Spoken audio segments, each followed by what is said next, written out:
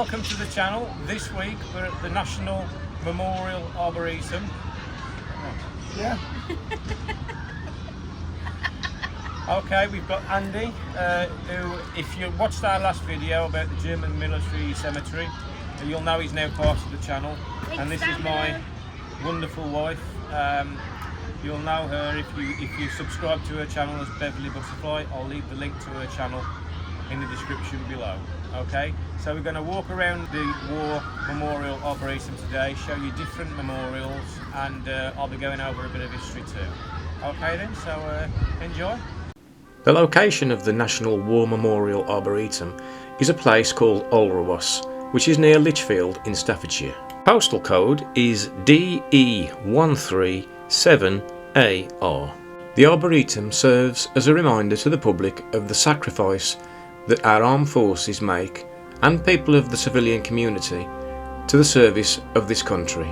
The National War Memorial Arboretum is a registered charity and relies on donations from its supporters, and you can donate via their website. Here we have the South Atlantic Campaign 1982, which was the Falkland Islands. The National War Memorial opened on the 16th of May 2001. It is a 150-acre site, situated centrally in the National Forest, Staffordshire. There are over 330 memorials at the site, as well as the military. Civilian associations are also represented. There are also memorials to individuals too.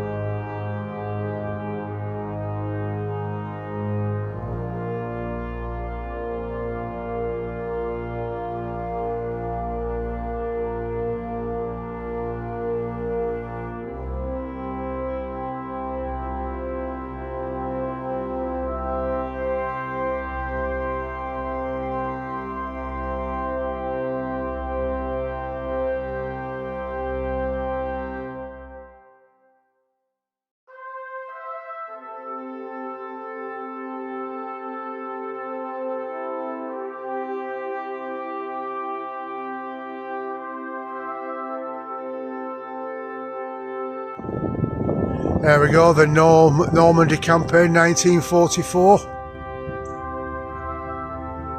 Yeah, a bit closer, have a look at the plaque.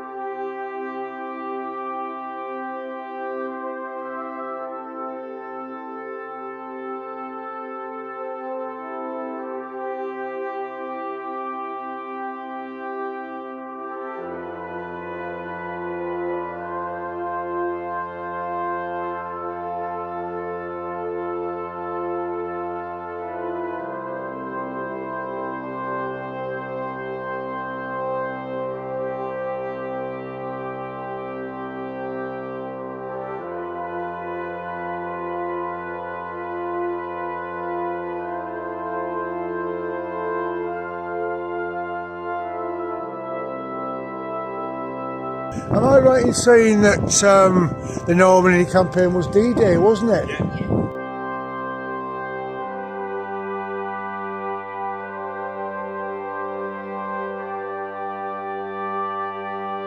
Here we go, guys. Here we have the Women's Land Army and the Women's Timber Corps.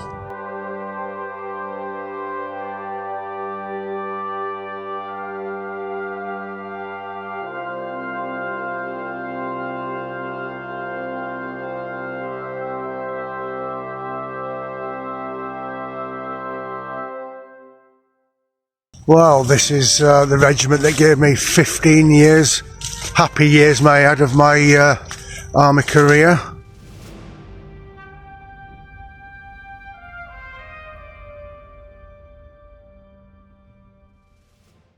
Okay, so here we have the Argyll and Sutherland Highlanders that gave me 15 very good years of my life. And obviously this was the cap badge here that we wore in our TOSs and Glengarries.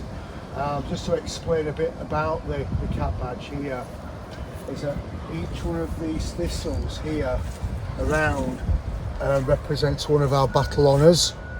Okay, obviously you've got the crown up there for the royalty. Now in between here, if you'll notice, you have two intertwining L's here. Now one of those was the Marquis of Lorne and the other one was the Princess Louise, who amalgamated to become the 93rd Argyllshire Highlanders and 91st Sutherland Highlanders that became the Argyll and Sutherland Highlanders. So you've got the Highland boar here and the Lowland cap, which represents each of the two regiments that amalgamated. But unfortunately they were disbanded many years ago, and they became Five Scots, the Royal Regiment of Scotland, when they amalgamated all the 7 regiments. There you go guys, there's the 1st Battalion, the Argyll and Sutherland Highlanders.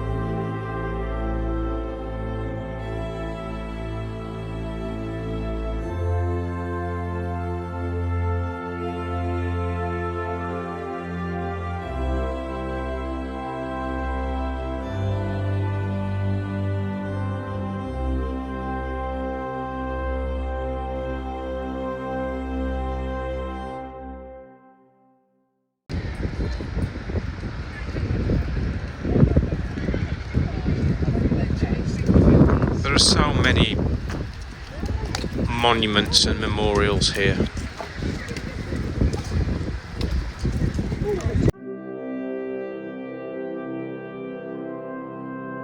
Well, this is the main dragway up to the wall now, as you can see, right up the top there.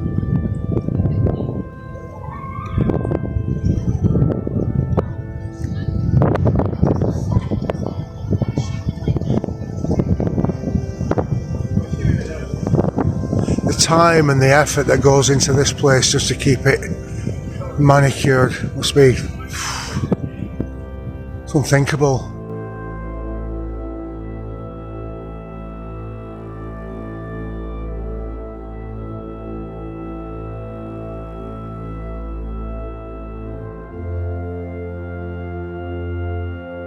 Well, here we have the access to the wall. And we just go around this corner.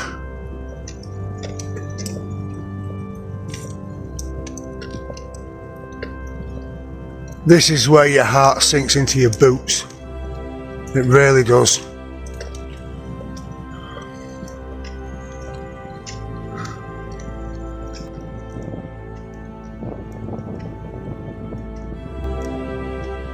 Look at that.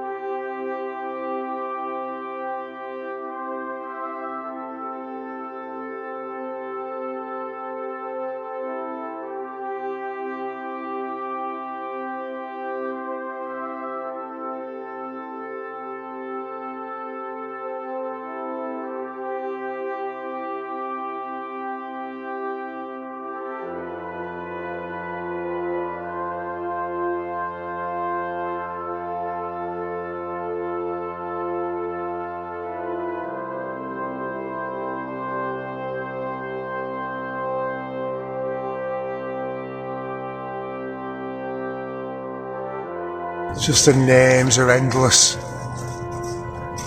Look at this. Just endless names of people who gave their lives just so we could live ours. These are the true heroes.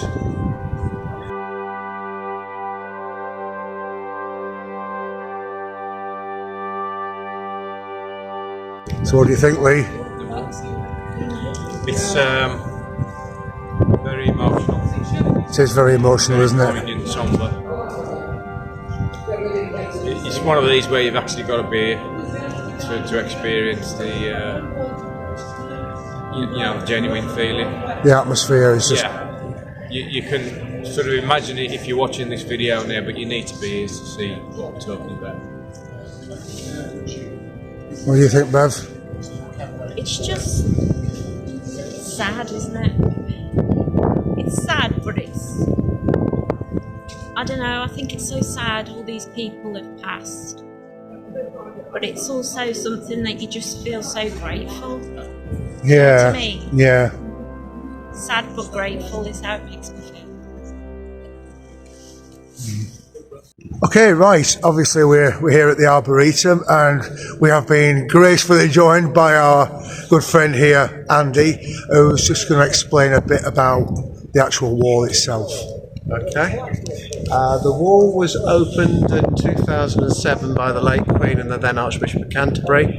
At the moment, there are just over 16,200 names, sadly, on it, comprising those who've fallen in the line of service since 1945. To be on the wall, basically people have to fulfil the obvious criteria of being in service, but also either killed by enemy action, killed by terrorist action, or killed by accident while in service. And accidents can range from a military transport plane coming down with a load of soldiers on board, sadly, or people being killed playing rugby in one service versus another service game. And we have examples of both on these walls.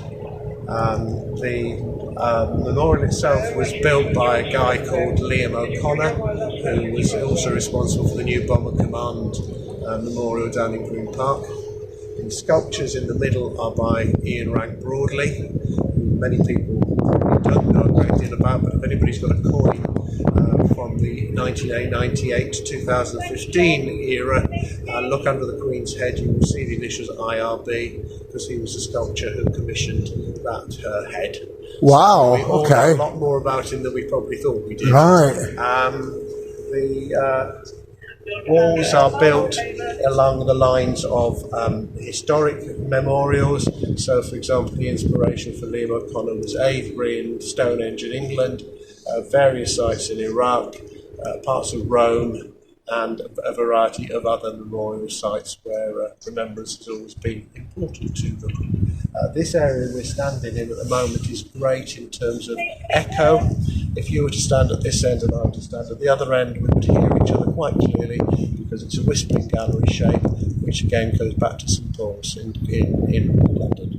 Wow. And how long have you worked here, Andy? I am just about celebrating my first year anniversary this very day. Wow. And can I ask you what made you want to do this kind of work? Well, I'm local, and I've always been a friend of the Arboretum since before the Arboretum was the Arboretum, because there are 2 footpaths on the site. So I used to walk it before it was actually started in 1997. Been here many, many times with the family, and when I retired I wanted to do something with my time, and this was the obvious one. I love history, I love nature, this is both, and I've been very happy volunteering here for a year. Wow, well, thank you very much, because I think you do an amazing job here, and we really appreciate everything that you do. Appreciate you coming. Thank you very much indeed. Thank you. Thank you.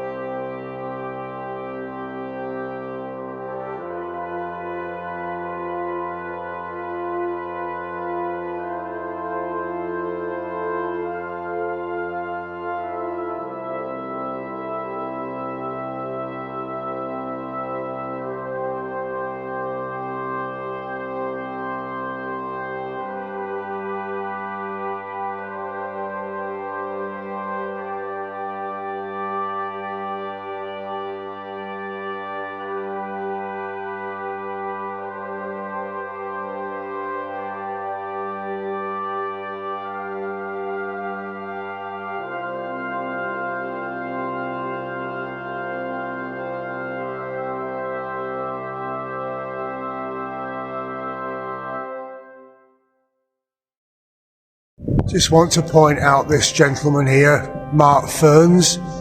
Mark Ferns served with the Black Watch and unfortunately lost his life in an explosion in Basra. God rest his soul.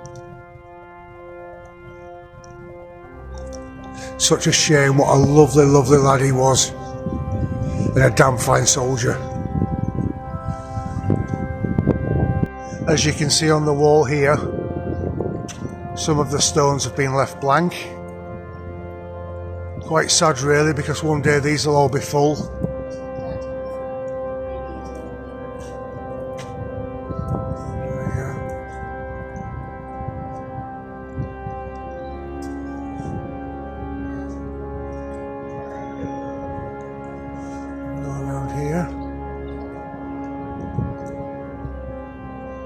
There we go.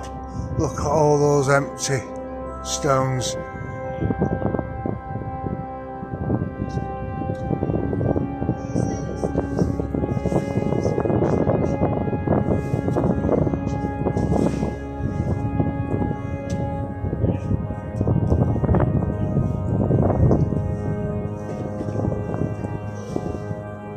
There we have down here, the Armed Forces Memorial was dedicated in the presence of Her Majesty, the late Queen of England, the 12th of October 2007.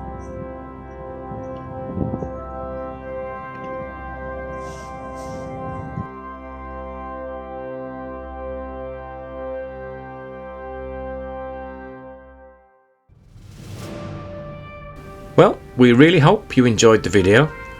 Don't forget to give me a little like, subscribe and ring the little bell to get notified of when we next upload. And finally, I'd like to thank my friend Andy for introducing us to the War Memorial, his knowledge on the subject and his service to our country. And we'll see you next time. Bye.